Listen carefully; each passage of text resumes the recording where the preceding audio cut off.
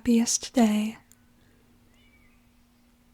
The happiest day, the happiest hour, my seared and blighted heart has known. The brightest glance of pride and power I feel hath flown. Of power, said I, yes, such I ween, but it has vanished, long alas, the visions of my youth have been, but let them pass. And pride, what have I now with thee? Another brow may e'en inherit the venom thou hast poured on me. Be still, my spirit. The smile of love, soft friendship's charm, bright hope itself has fled at last. 'Twill never again my bosom warm, 'tis ever past.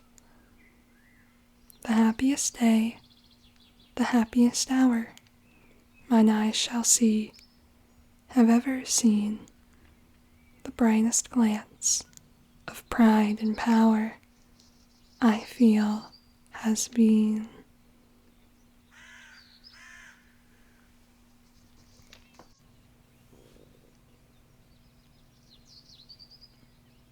A dream within a dream. Take this kiss upon thy brow, and, in parting from you now, thus much let me avow, you are not wrong who deem that my days have been a dream. Yet if hope has flown away, in a night, or in a day, in a vision, or in none, is it therefore the less gone? All that we see or seem is but a dream within a dream. I stand amid the roar of a surf-tormented shore, and I hold within my hand grains of the golden sand. How few, yet how they creep through my fingers to the deep. While I weep, O God, can I not grasp them with a tighter clasp? O God, can I not save one from the pitiless wave?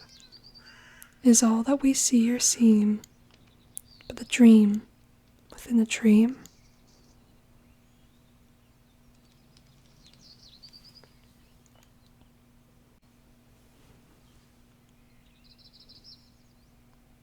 The lake. In youth's spring it was my lot to haunt of the wide earth a spot, the which I could not love the less, so lovely was the loneliness of a wild lake with black rock bound, and the tall pines that towered around. But when the night had thrown her pall upon that spot, as upon all, and the wind would not pass me by in its stilly melody, my infant spirit would awake to the terror of the lone lake. Yet that terror was not fright, but a tremulous delight, and a feeling undefined, springing from a darkened mind.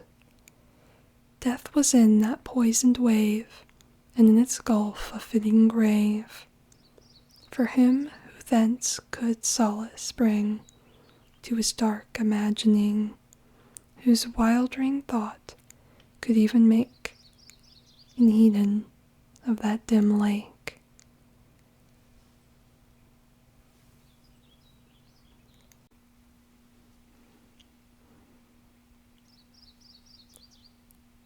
Annabel Lee. It was many and many a year ago, in a kingdom by the sea, that a maiden there lived, whom you may know by the name of Annabel Lee.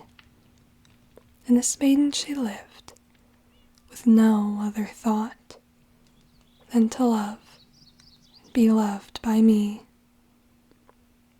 I was a child, and she was a child, in this kingdom by the sea. But we loved with a love that was more than love. I and my Annabelle Lee, with a love that the winged seraphs in heaven coveted her and me.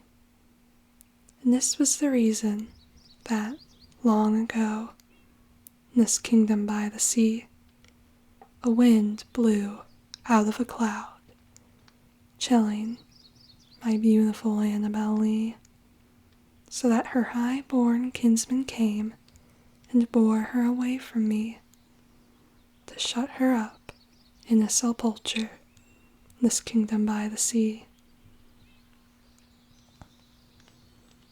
The angels, not half so happy in heaven, went envying her and me. Yes, that was the reason, as all men know, in this kingdom by the sea, that a wind came out of the cloud by night, chilling and killing my Annabelle Lee. But our love, it was stronger by far than the love of those who were older than we, of many far wiser than we, and neither the angels in heaven above, nor the demons down under the sea, can ever dissever my soul from the soul of the beautiful Annabelle Lee. For the moon never beams without bringing me dreams of the beautiful Annabelle Lee, and the stars never rise, but I feel the bright eyes of the beautiful Annabelle Lee. And so, all the night tide, I lie down by the side of my darling, my life and my bride, in her sepulchre there by the sea, in her tomb by the sounding sea.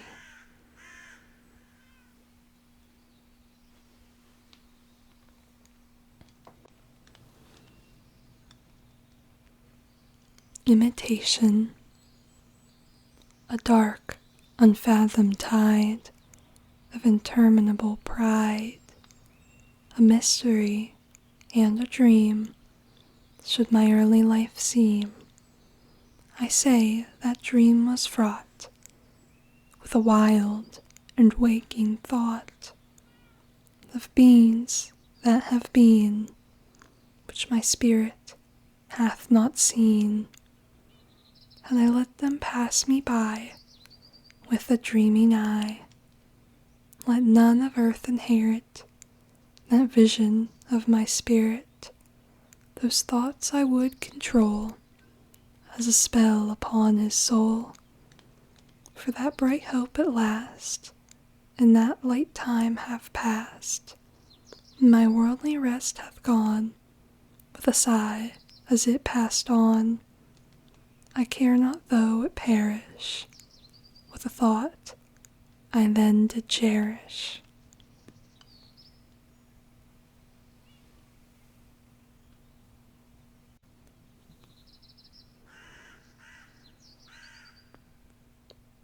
A dream. In visions of the dark night, I have dreamed of joy departed, but the waking dream of life and light hath left me broken-hearted. And what is not a dream by day to him whose eyes are cast on things around him with a ray turned back upon the past? That holy dream, while all the world were chiding, hath cheered me as a lovely beam, a lonely spirit guiding. What though that light, through storm and night, so trembled from afar? What could there be more purely bright than the truth's day star?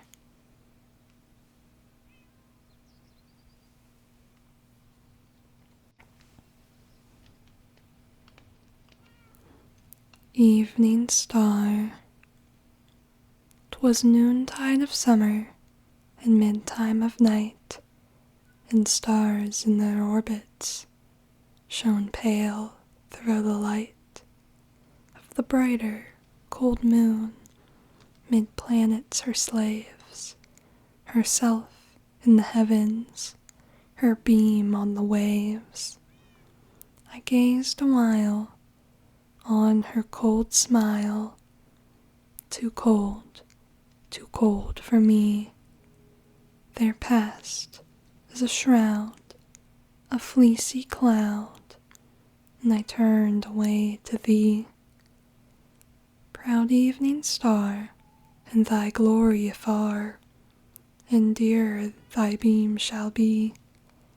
For joy to my heart is the proud part thou bearest in heaven at night, and more I admire thy distant fire than that colder, lowly light.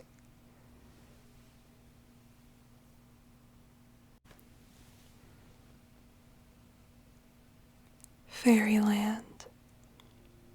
Dim vales and shadowy floods and cloudy-looking woods, whose forms we can't discover for the tears that drip all over.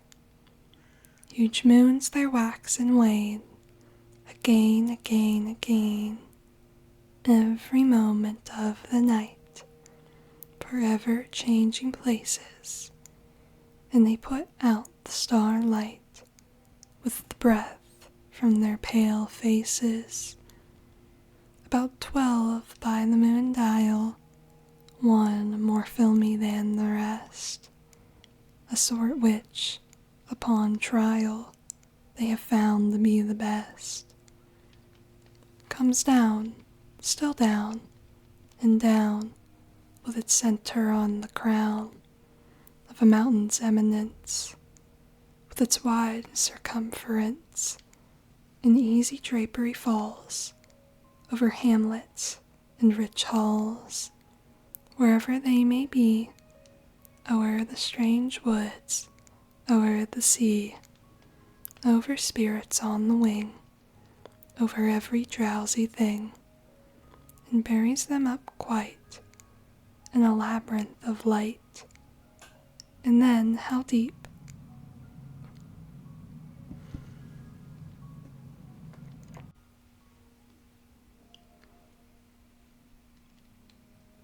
Lenore. Ah, broken is the golden bowl, the spirit flown forever. Let the bell toll, a saintly soul glides down the Stygian river, and let the burial rite be read, the funeral song be sung, a dirge for the most lovely dead that ever died so young. And, Guy de Vere, hast thou no tear? Weep now or nevermore.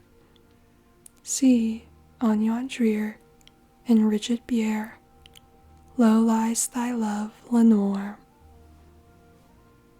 Yon air, whose cheeks of pallid hue with tears are streaming wet, sees only through their crocodile dew a vacant coronet. False friends, ye loved her for her wealth, and hated her for her pride, and, when she fell in feeble health, ye blessed her that she died. How shall the ritual then be read, the requiem how be sung, for her the most wronged of all the dead that ever died so young? Picavamus, brave not thus, and let the solemn song go up to God so mournfully that she may feel no wrong. The sweet Lenore hath gone before, with young Hope at her side, and thou art wild for the dear child that should have been thy bride. For her the fair and debonair that now so lowly lies, the life still there upon her hair, the death upon her eyes. Avaunt, tonight my heart is light, no dirge will I upraise, but waft the angel on her flight with a paean of old days.